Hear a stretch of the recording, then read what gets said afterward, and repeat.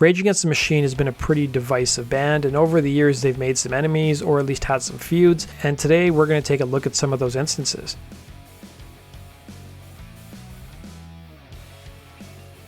Skillet frontman John Cooper would give an interview in 2022 where he railed against medical mandates for individuals and companies as an attack on freedom. He would single out Rage Against the Machine as being in bed with big government, telling the Cooper Stuff podcast.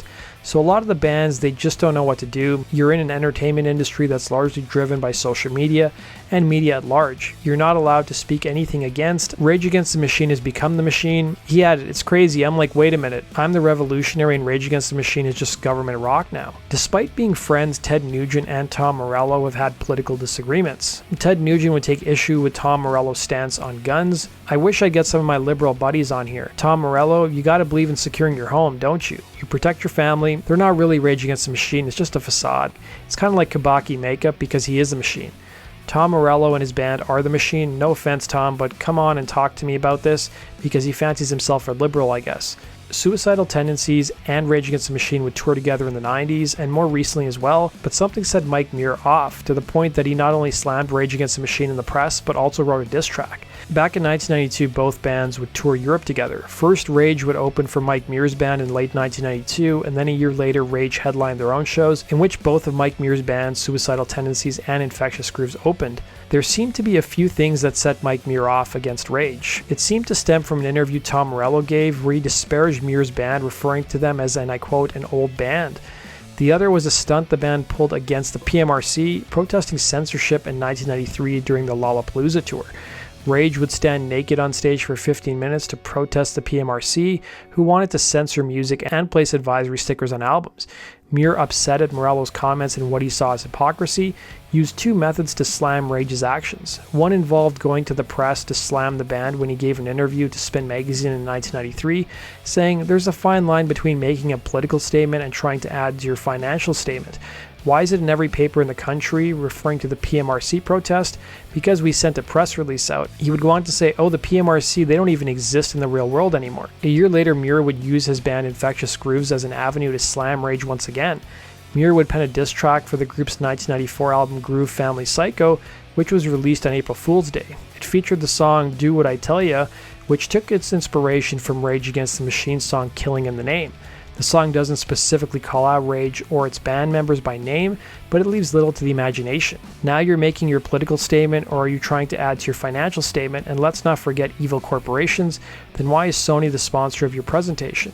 Muir would speak to the LA Times ahead of the album's release, clarifying the message of the song, saying, "Here's a band talking about how evil corporations are, and they're signed to one of the biggest corporations in the world. If they wanted to be independent, why didn't they just put out their own records on an indie label?" For their part, Rage never really addressed the feud, and Muir as recently as 2008 was still slamming the band, saying to the Cleveland scene, "I think Rage said something about us, so I said what I thought. I think a lot of the times little nerdy kids get an audience, and they like the fact that they can say things and they think people really care.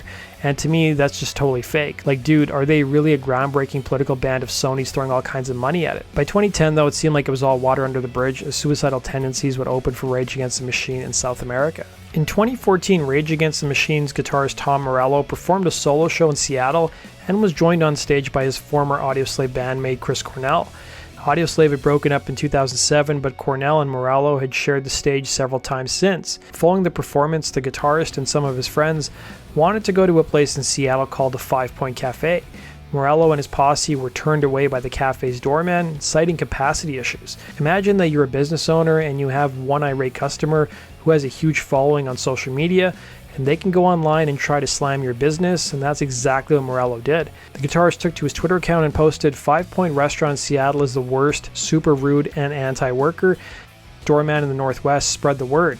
He would follow that message with another tweet that read, "Willing to forgive the Seattle evil empire 5 Point Cafe doorman power trip if good guy owner Dean Mainhardt fully embraces $15 minimum wage." It's important to note that Morello's solo show that night was in support of a grassroots campaign to support the $15 minimum wage in Seattle. The 5 Point Cafe owner would respond to Morello's tweets through Facebook by generously laying out his political beliefs while slamming Morello again and again, writing, "For the record, Tom Morello, the 5 Point Cafe is totally pro-worker. We try to pay more than any other small restaurant, and on top of that, higher pay. We offer health insurance, paid sick days, paid time off, retirement, and profit sharing.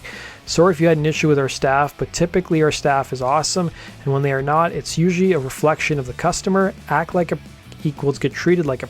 The business owner would go on to write, "I have to say, you are attacking a small business without knowing anything about it or addressing your problem with them directly before you go on a public rant pretty much sucks. Just lost a ton of respect for you, and I've been a fan of yours for years, both for your work in Rage and your work for workers' rights. P.S. Rockstars don't get special treatment at the 5 Point. We could give less of a sorry." The letter would go on to say how the owner has been a big proponent of the $15 minimum wage and a national retirement plan for people who work for small businesses.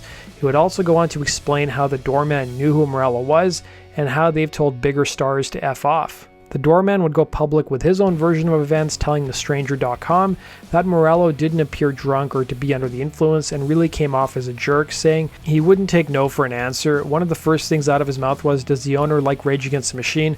I said, "Probably, but we're full right now."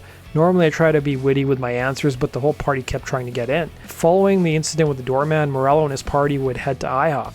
It was following the owner's response that Morello would take to Twitter to extend an olive branch, saying, "Next time we'll call ahead if we want to eat at the 5 Point Cafe." The drama didn't end there, as the owner of the 5 Point Cafe responded once again, saying, "Next time don't call IHOP, we'll gladly take your money and donate it to right-wing politicians, so keep going there and supporting the very thing you claim to rage against. Pathetic."